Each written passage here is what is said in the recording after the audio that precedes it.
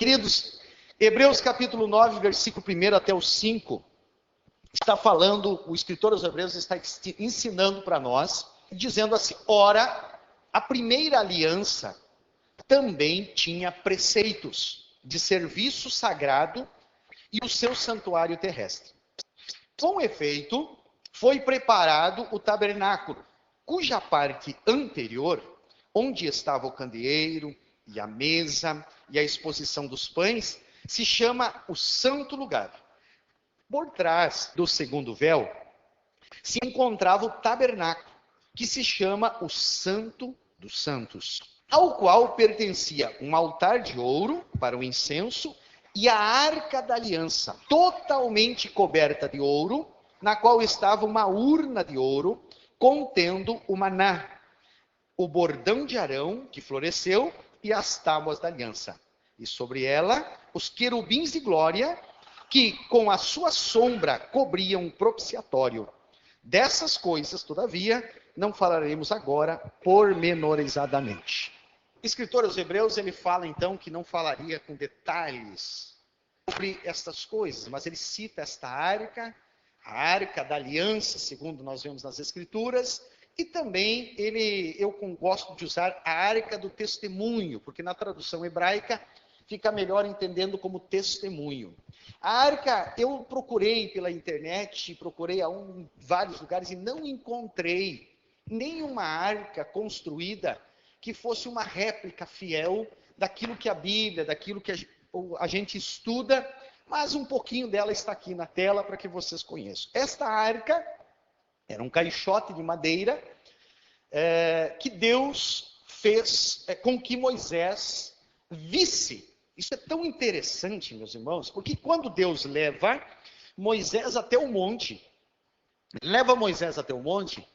e ele diz: Moisés, eu quero te mostrar algo, eu quero te revelar algo que você vai levar para a população de Israel, você vai levar para o meu povo esse algo sobrenatural que eu quero te revelar, e para que eu te revele, e para que eu coloque dentro de você esse projeto, você vai precisar fazer 40 dias de jejum.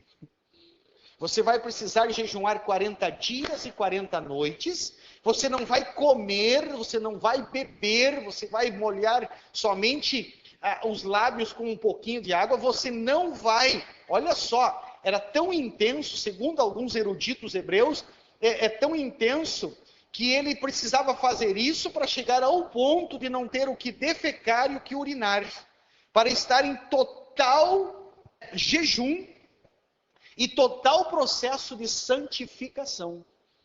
E para quê? Para que ele recebesse uma revelação, isso foi antes de surgir a arca, do que Deus colocaria na mente de Moisés.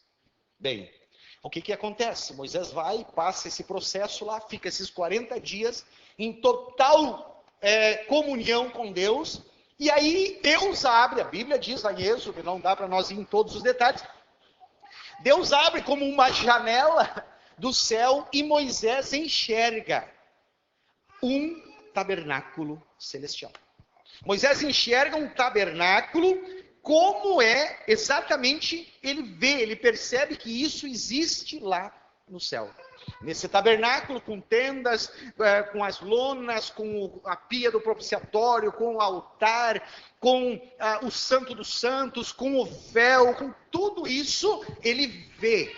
Moisés vê lá no céu. E quando Moisés vê isso, Deus disse para ele: Moisés, isso que você está vendo aqui, você desce lá agora, né, do monte, ele não estava no céu, Moisés estava no monte. Desce do monte e vai lá e vai construir. Moisés disse: não, Deus, não tem como. Como que eu vou construir somente o que eu vi? Quem vai me entender lá? Quem vai compreender esse negócio? Quem vai executar? Desce, Moisés, porque eu vou capacitar 2 homens para realizar este feito. Moisés desce e Deus capacita 2 homens, porque, irmãos, dom é dom, Unção é unção. Dom você recebe de Deus. Existe o dom de pedreiro, dom de carpinteiro, dom de artesão, dom disso, dom daquilo. São dons que Deus dá. Agora, a unção é algo que vem de Deus para capacitar para você fazer algo para o reino dele. E Deus dá uma unção especial a esses dois homens, ao ponto que Moisés chegou para um deles e diz assim: olha, eu vi lá uma arca. E ela era um cubo de madeira com ouro assim. E ao momento que ele ia recebendo a informação, ele ia projetando na sua mente. Deus deu uma unção e esse homem construiu esta arca. Essa arca era um caixote de madeira de acácia com os seus nós, né? Um caixote de mais ou menos 1 metro e pouquinho, 1,20 m, é um retângulo de 1,20 m por uns 48, 50 centímetros de largura, toda ela feita em acácia, a sua volta, todo esse processo aqui externo era todo em ouro, e a parte interna era toda em ouro, e as varas ali essas varas eram de acácia, mas também havia argolas para que essas varas ficassem ali. E em cima, essa tampa que vocês enxergam é chamada de propiciatório, é a tampa da arca. Em cima dessa tampa está ali 2 querubins, que eram mandados fazer 2 querubins, que aí eu não consegui encontrar nenhum como a Bíblia ensina, ou como a tradição judaica conta, mas eles encostavam as suas asas em cima, as asas deles estavam encostadas em cima, o rosto desses querubins era um rosto de gente, era misto, né? Era um querubim, mas com o rosto de gente, pequenino, como de uma criança. Os olhos dessas crianças, desses rostos, estavam focados para o centro do propiciatório. Os joelhos deles encostavam um no outro. Os joelhos encostavam um no outro.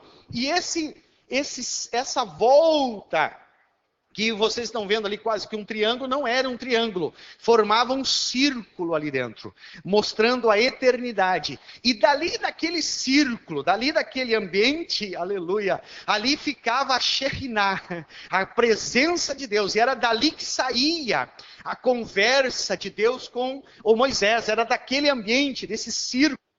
E Deus falava com Moisés, falava com o sacerdote através deste ambiente. Dentro dessa arca, havia 3 coisas em que eu fiz leitura aqui.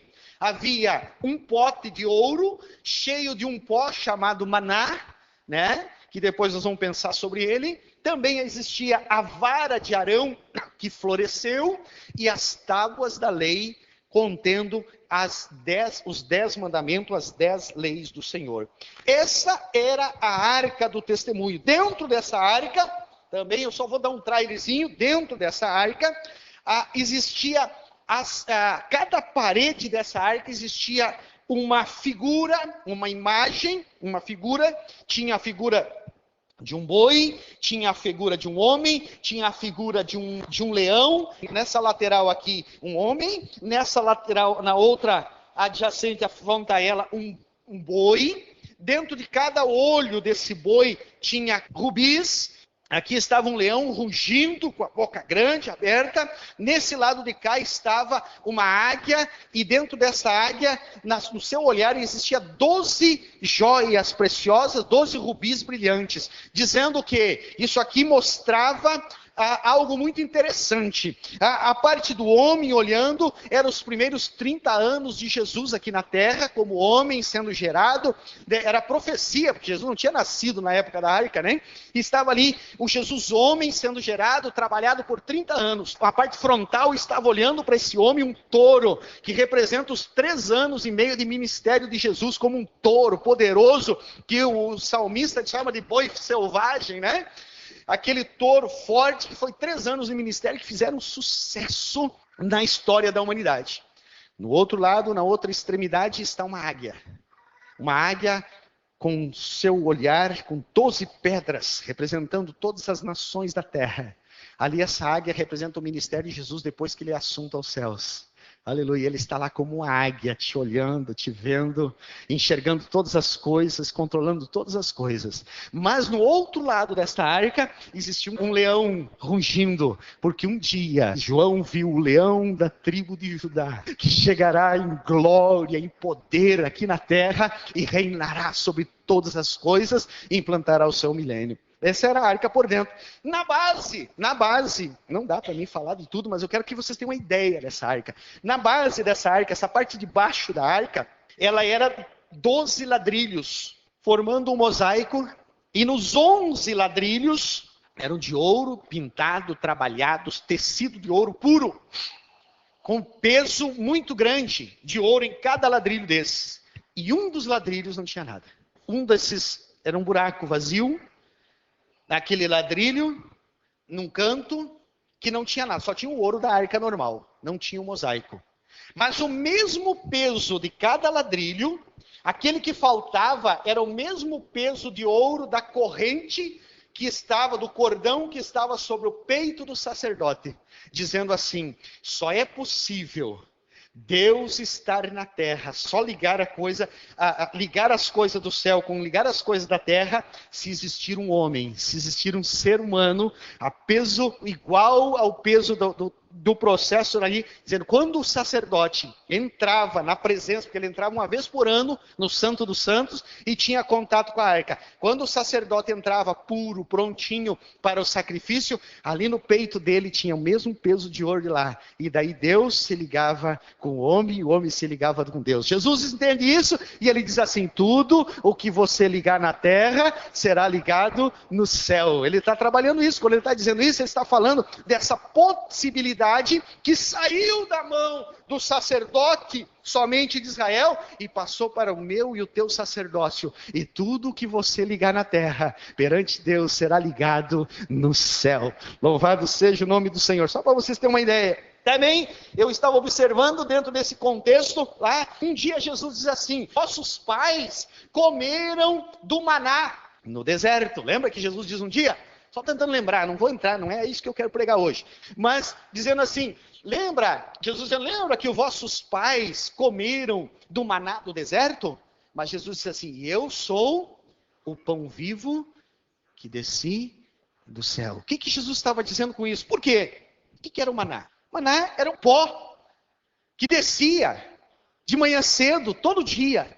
E alguns pensam que esse pó ficava lá, que o pessoal vai descer o maná, vamos juntar do chão. Não, havia um preparo, eles colocavam os potes e de manhã cedo ia lá, colocava o pote e descia aquele maná e enchia aquele pote. Aquele pote enchia de uma farinha, de um pó, e essa farinha servia para fazer bolo, para fazer pão, para fazer torrada, para fazer todo que tipo, espécie de comida durante o dia. E esse maná tinha todos os nutrientes possíveis para um ser humano.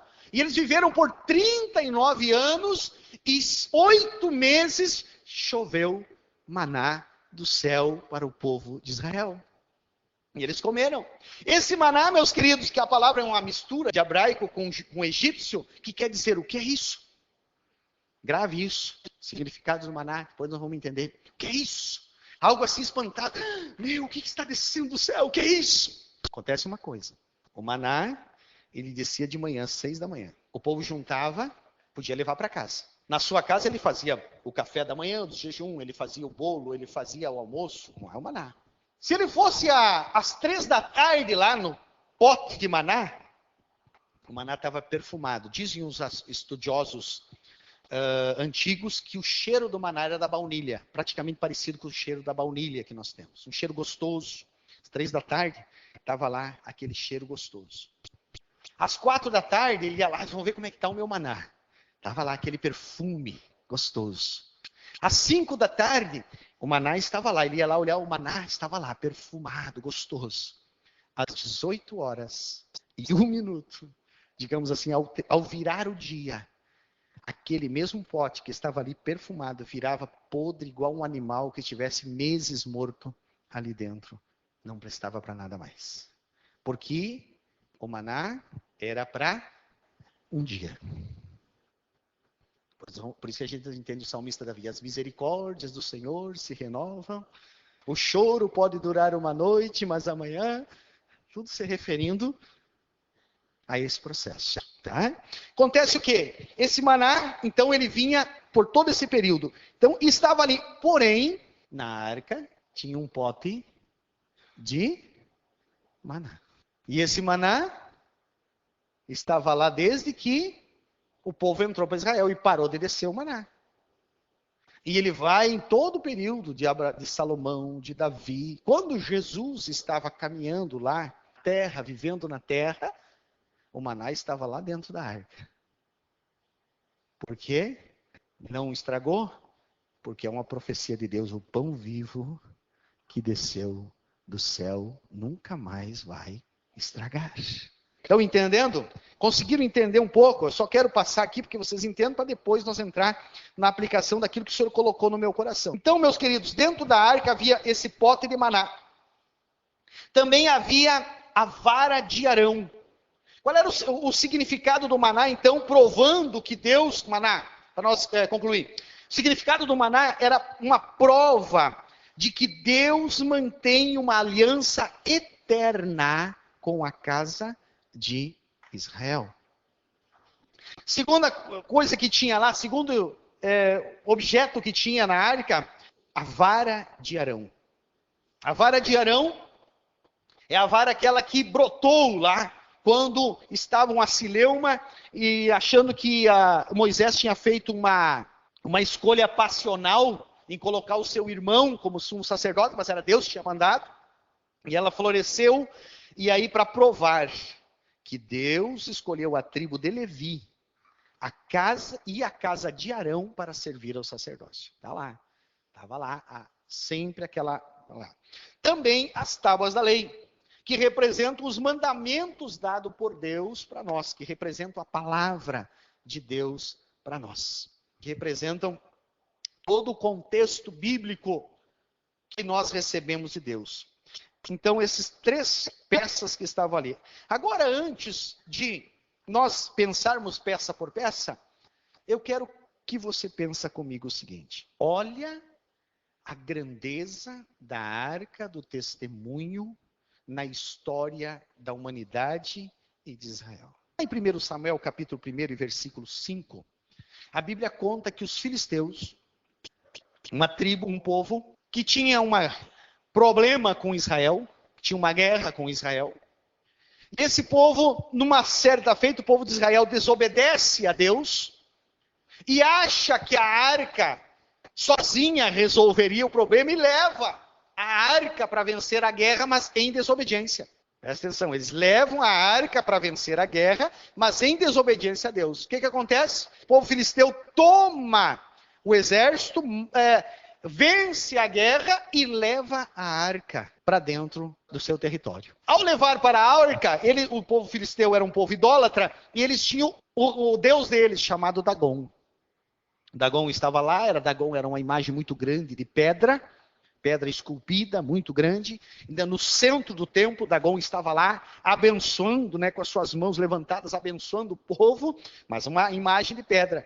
E eles pensam, aonde colocaremos a arca dos judeus? Vamos levar ao templo de Dagom. Foi ele que venceu a guerra por nós, Dagom venceu a guerra por nós, vamos levá-lo ao templo. E trouxeram e colocaram a arca como uma oferenda a Dagom. A Bíblia diz que no outro dia de manhã, o povo chegou lá, Dagom estava de joelhos. O que era Dagom? Uma grande imagem de um deus totalmente esculpido em pedra.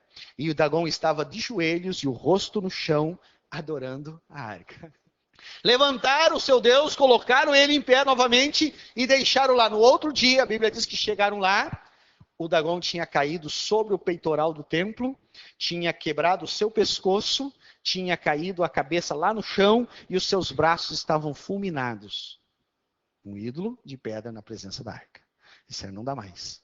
Vamos levar essa arca de volta. E começaram a fazer cruzadas, investidas para levar a arca de volta até Israel. A primeiro passo, eles pegaram uma junta de vaca, olha só, uma junta de vaca, a recém com cria ao pé, vaca com cria ao pé, novinhas, que nunca tinham trabalhado no arado, que nunca tinham trabalhado na canga. Colocaram essas 2 vacas na canga, colocaram uma carroça nova, colocaram a arca em cima, os feiticeiros deles disseram para eles fazerem assim, fecharam os terneiros e largaram as vacas. Vocês que são daqui conhecem muito bem. O que faria uma vaca se o terneiro ficasse berrando? Diz a Bíblia que aquelas duas vacas tomaram rumo em direção a Israel e berravam e não deram atenção aos seus terneiros e levaram a arca até a divisa com Israel. Então, meus irmãos, a arca do testemunho na casa de Dagon, ela fez com que a idolatria se curvasse a ela. A arca do testemunho, meus irmãos, foi a causa de muitas vezes Israel vencer as suas guerras. A arca do testemunho foi a causa de Israel muitas vezes vencer as suas guerras. Outra coisa que eu quero lembrar, que já ministramos aqui, eu e a Keila uma vez, sobre a arca do testemunho na casa de Obed-edom. Nesse processo de devolução da arca de Israel, para Israel dos filisteus, a migra e para na casa de um e fica 20 anos na casa de outro, e dali um pouco Davi resolve de trazer a arca de volta, e aí ele vai e traz, daquele momento trágico que morre o tsar, que encosta na arca, e aí eles deixam na casa de Obed-edom. Ela fica 3 meses. 3 meses na casa de Obed-edom. E a Bíblia diz que esse homem prosperou de uma forma sobrenatural. E a paz, ele mudou a história de Obed-edom, e não era hebreu. Ele mudou a arca na casa desse homem, muda a história de uma família para o resto das suas vidas, tanto em finanças, como em paz e ambiente gostoso e de celebração ao Senhor. A arca também, a arca do testemunho, se nós olharmos lá em Josué capítulo 3, nós vamos ver que o povo de Israel precisava atravessar o Jordão. O Jordão é um rio caudaloso, um rio violento, o Jordão. E é frio, desce das geleiras, o Jordão se forma das geleiras, e desce com alta velocidade. E ele estava em enchente. Naqueles dias ele estava em enchente, porque o Jordão sempre tem enchente no início do verão. O povo de Israel estava ali precisando passar. Deus dá a direção para o Josué, e os sacerdotes pegam essas hastes da arca que vocês viram, que era o serviço do sacerdote, coloca sobre os ombros, e eles vão marchando e entrando dentro do Jordão. O que acontece? O Jordão abre-se no meio, a arca fica no meio, ali eles ficam com a arca, segurando a arca e marchando, e o povo de Deus, 2 milhões de pessoas, em torno de 2 milhões de pessoas, atravessam o Jordão de pé enxuto, porque a arca estava segurando a parede do Jordão. A arca do testemunho, meus irmãos, é tremenda. Agora vamos entender um pouco mais? Jeremias 31, 32 e 33. Diz assim: não será como a aliança que firmei com seus antepassados, quando os tomei pela mão para tirá-los do Egito, pois eles não honraram o meu pacto, mesmo sendo eu o marido divino deles, assegura Jeová. 33. Eis, no entanto, a aliança que celebrei com a comunidade de Israel, passado aqueles dias, afirma o Senhor, registrarei, olha só, o conteúdo da minha Torá, lei, na mente deles, e a escreverei no mais íntimo dos seus sentimentos, os seus corações. Assim serei, de fato, o Deus deles, e eles serão o meu povo. O que tem aqui, meus queridos? Aqui, lembra o que tinha na arca? A primeira coisa que tinha eram as tábuas da lei. E ele está dizendo aqui que a arca, o ambiente arca, ele estava, as tábuas da lei, a lei dentro de um ambiente físico chamado arca.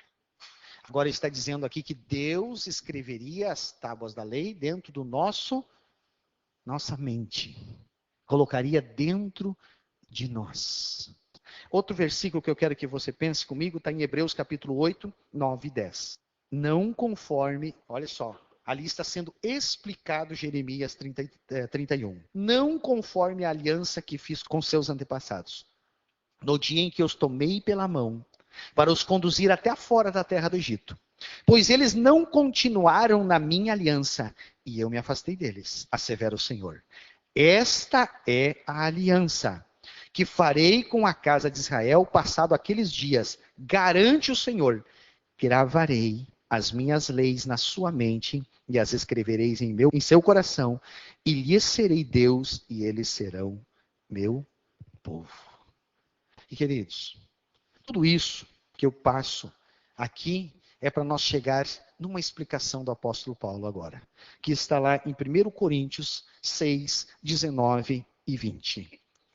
Acaso não sabem que o corpo de vocês é santuário do Espírito Santo que habita em vocês, que lhes foi dado por Deus, e que vocês não são de vocês mesmos? Vocês foram comprados por alto preço, portanto, glorifique a Deus com o seu próprio corpo. Queridos, quando Paulo está dizendo isso, Paulo está trazendo a figura da arca. A arca, uma acácia. A acácia do deserto é a madeira mais retorcida que existe. É uma madeira toda retorcida. Por quê? Porque ela enfrenta o causticar do deserto, a ventania do deserto, o frio da noite, o calor do dia, e ela precisa se reinventar para crescer. Então a acácia do deserto, meus irmãos, em primeiro lugar, fazer tábua de acácia do deserto é muito complicado. Sempre ela vai estar cheia de nó. Por isso que Paulo diz assim, que nós somos, o templo do Espírito, ele está trazendo a arca. Nós somos cheios de nós. Nós somos cheios de defeitinhos, de problemas, de crisinho, de que. Nós somos seres humanos. E cada vez mais cheios de nó.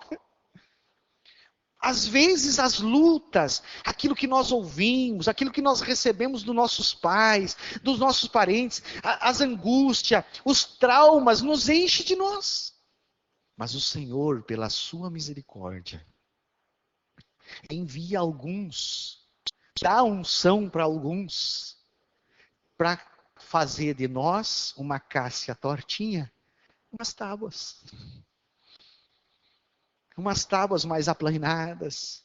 Às vezes quando a gente está conversando, ajudando o outro para crescer, para melhorar espiritualmente, ou a gente está ouvindo alguém, eu tenho lá meus líderes que me incentivam e me dizem, olha moça, assim tu tinha que ser melhor. Ele está me aplanando, Deus está ungindo ele para deixar o Amós uma madeira em condições de fazer um ambiente, em condições de fazer um caixote. Ele vai nos moldando. Mas esse moldar, esse trabalhar em nós, ainda nos deixa vulneráveis. Porque somos só madeira de acácia.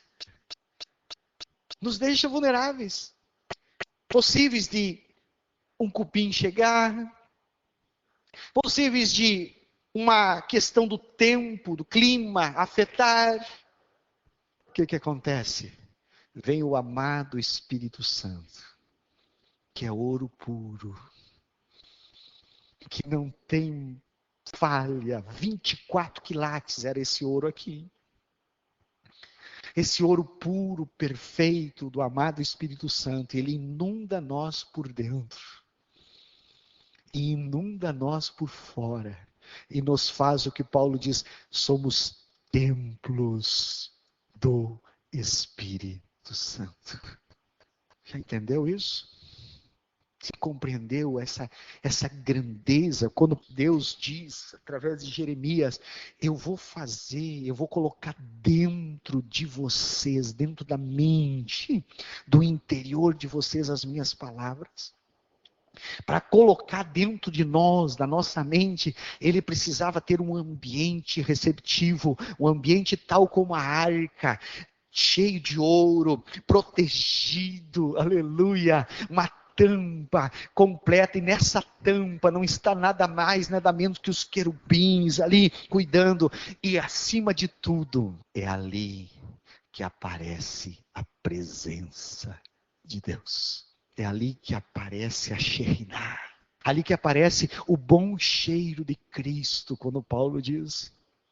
Mas, meus queridos, essa construção de nós como templo do Espírito Santo, ela não acontece algo lindo, algo maravilhoso lá na cruz do Calvário.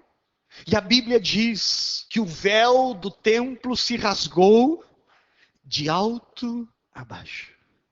O véu do templo tem toda aquela sua espessura impossível de... Olha, eu entendo hoje que se colocar 2 tratores de alta performance, tracionados, dos mais pesados que tem, em cada ponta daquele véu, não rasgaria o véu de alto a baixo.